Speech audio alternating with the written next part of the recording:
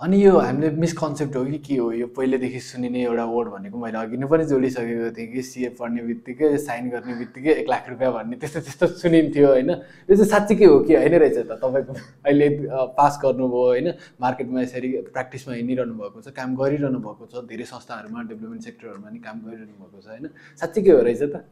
यस्तो पहिला जबमा हुँदा त त्यो साइनको भ्याल्यु नै थिएन किनभने जता पनि साइन गर भन्छ, पैसा त हुँदैन नि त। अब as a job part of job गर्नु पऱ्यो थियो, तर प्र्याक्टिसमा आइसकेपछि त्यो साइनको एउटा पावर चाहिँ छ जसले गर्दा चाहिँ अब वाउ जस्तो चाहिँ हुन्छ आफूलाई होइन, अब रिकगनाइज हुन्छ नि त होइन। सो त्यो एउटा चाहिँ छ।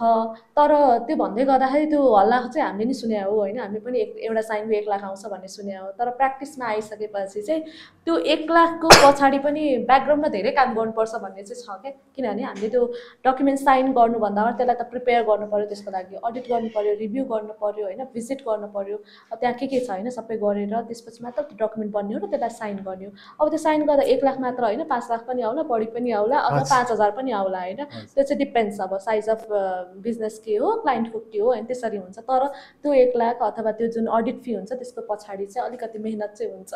तर अहिले त कतिपय ठाउँहरूमा चाहिँ होइन अकाउन्टिङ ब्याकग्राउन्डका व्यक्तिहरूले होइन जो बिबिएस बिबिए पढ्नु भएको छ अथवा सेमी क्वालिफाइड सिएहरू हुनुहुन्छ उहाँले फाइनेन्सियल्सहरू बनाएर ट्याक्क सिएलाई दिने, अनि सिएले चाहिँ हात मिलेर साइन गरिदिने जस्तो धेरै ठाउँमा देख्छु, मैले देखेँ होइन।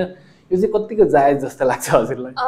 यस्तो हो, अब साइन गर्दाखेरि सुरुमा चाहिँ कुरा गर्दा यो फाइनेन्स कतिको लाइबिलिटिजहरू हुन्छ होइन, दायित्वहरू हुन्छ एउटा सिएको होइन, एउटा कम्पनीको फाइनेन्सियल्समा साइन गर्दै गर्दाखेरि होइन कतिको ध्यान दिनुपर्ने कुराहरू हुनसक्छ। अब यसमा चाहिँ कस्तो छ भन्दाखेरि एउटा कुनै अर्गनाइजेसनको म अडिट गर्न गएँ भने चाहिँ त्यहाँको फाइनेन्सियल स्टेटमेन्टको प्रिपेरेसनको जिम्मेवारी चाहिँ म्यानेजमेन्टको हुन्छ। म्यानेजमेन्ट इज रेस्पोन्सिबल भन्ने चाहिँ त्यहाँ हाम्रो अडिट रिपोर्टमै पनि लेखा हुन्छ होइन।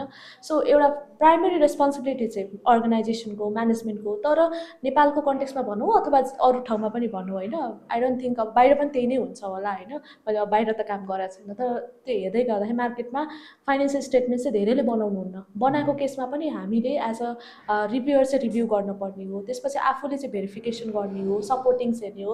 एउटा ट्रायल ब्यालेन्स जुन हुन्छ, ट्रायल ब्यालेन्समा भएको इच एन्ड एभ्री अमाउन्टलाई हामीले भेरिफाई गर्नुपर्ने हुन्छ। र हामीसँग अकाउन्टिङ स्ट्यान्डर्ड छ, अडिटिङ स्ट्यान्डर्ड छ, त्यसमा रहेर त्यसको दायरामा रहेर एनएफआरएस छ, त्यसको दायरामा रहेर जहाँ जहाँ जुन जुन स्ट्यान्डर्ड एप्लिकेबल हुन्छ त्यसमा रहेर हामीले एभ्री डकुमेन्ट के अरे त्यो फाइनेन्सियल स्टेटमेन्टलाई रिभ्यू गर्नुपर्ने, त्यसमा गर्नुपर्ने एडजस्टमेन्ट्स गरिदिनु पर्ने हुन्छ।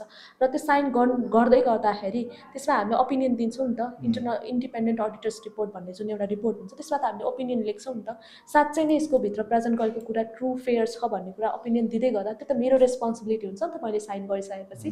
त्यही भएर मैले अरूले बनाएकोमा साइन गर्दै गर्दाखेरि त्यहाँ रिस्क चाहिँ छ, अनलेस यु भेरिफाई एभ्रिथिङ, त्यहाँ साइन गर्नु चाहिँ एभ्री टाइम रिस्की चाहिँ हो कि।